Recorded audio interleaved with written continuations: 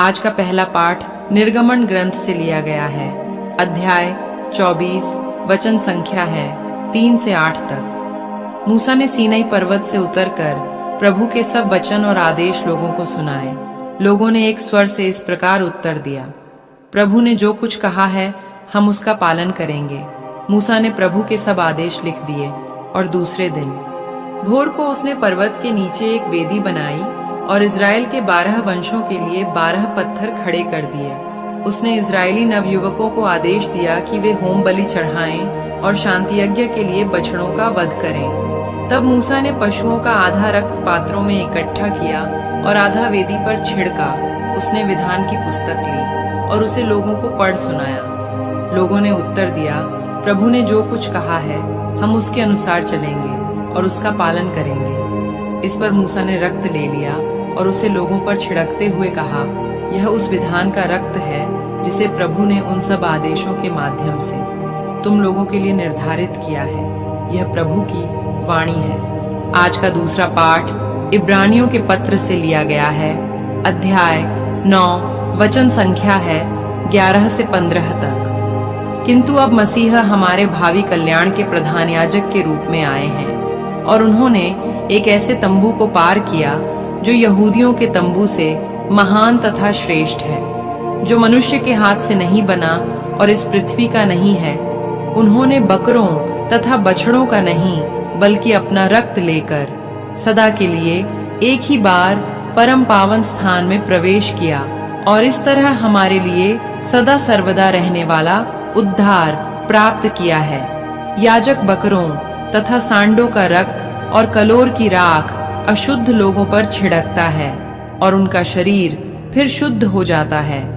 यदि उसमें पवित्र करने की शक्ति है तो फिर मसीह का रक्त जिसे उन्होंने शाश्वत आत्मा के द्वारा निर्दोष बलि के रूप में ईश्वर को अर्पित किया, हमारे अंतकरण को पापों से क्यों नहीं शुद्ध करेगा और हमें जीवंत ईश्वर की सेवा के योग्य बनाएगा।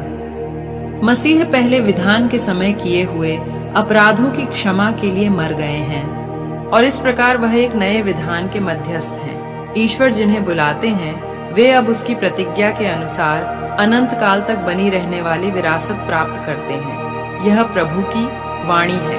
आज का सुसमाचार संत मार्कुस के पत्र से लिया गया है।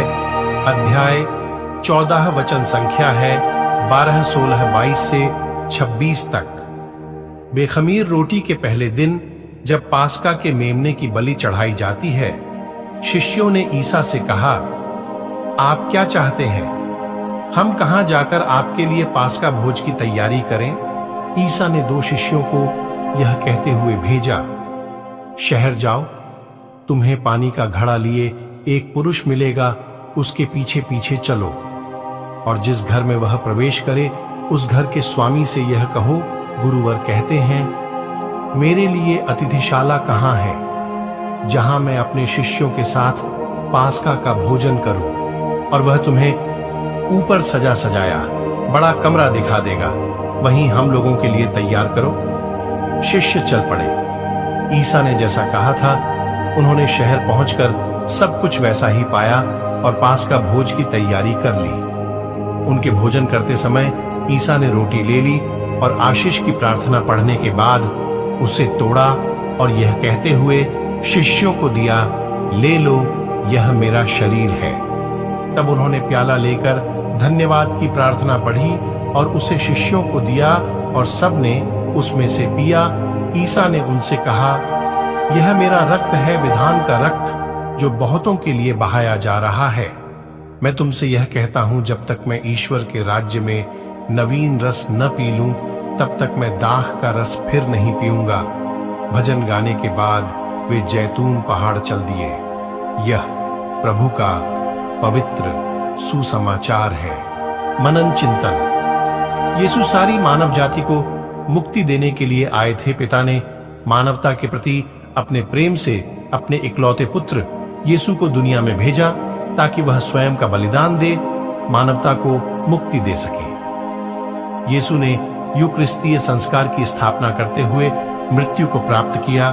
यूक्रिस्त में वह हमें अपना शरीर और रक्त देते हैं। उन्होंने इस संस्कार की स्थापना करने के लिए मृत्यु को गले लगाया।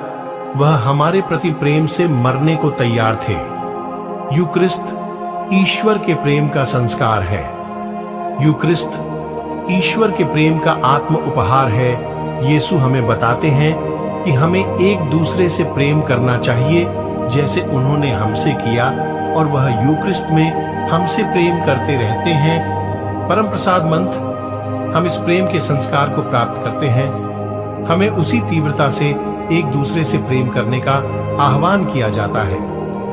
संत पापा बेनेडिक्ट 16वें ने अपने उद्बोधन में कहते हैं, प्रेम का संस्कार पवित्र यूक्रिस्त वह उपहार है जिसमें यीशु मसीह स्वयं को हमें देते हैं। इस प्रकार वह हमारे लिए, हर एक पुरुष और महिला के लिए ईश्वर के अनंत प्रेम को प्रकट करते हैं। आइए हम यूक्रिस्त से एक दूसरे से प्रेम करना सीखें। मेरे प्यारे विश्वासी भाई बहनों, आइए हम सभी आज के वचन पर मनन चिंतन करें। आप सभी को परमेश्वर आशीष तथा शांति प्रदान करे। आमीन। प्रार्थना। हे दयालु प्रेमी पिता ईश्वर, हम आपको हम सभी से प्यार करने के लिए आपका धन्यवाद करते हैं। हम सभी के लिए आपने दुख सहा और आपने हमारे लिए अपना प्राण दे दिया। आपके इस प्यार के लिए हम आपका हृदय से धन्यवाद करते हैं और हम आपकी स्तुति आराधना करते हैं। आमीन।